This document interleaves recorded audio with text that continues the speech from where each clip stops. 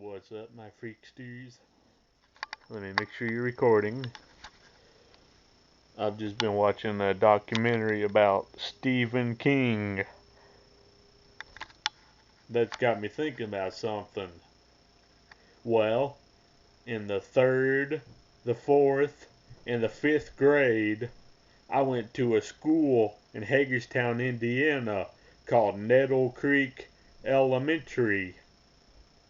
In the third grade, I had this teacher named Mrs. Lear.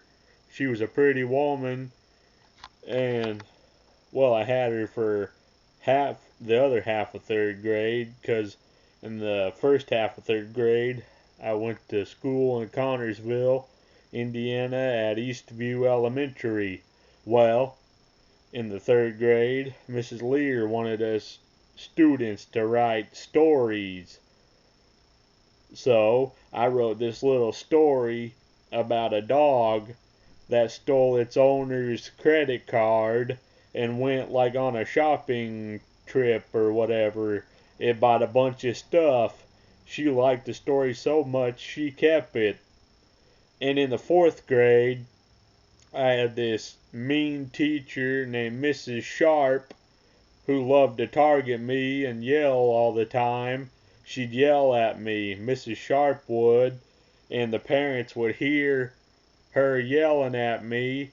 Then when they'd come into the classroom, Mrs. Sharp would act so nice and innocent. For some reason, every day, her name was Valerie Sharp. Well, every day she would remind me that I'd grow up to be poor, stupid, and worthless.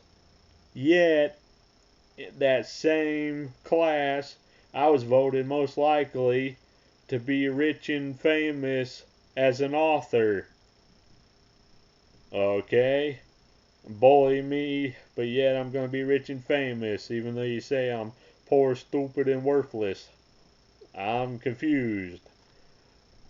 The point is, anyone with a dark past always has a bright future. No matter how dark it might be now, it will be brighter and brighter the older you get.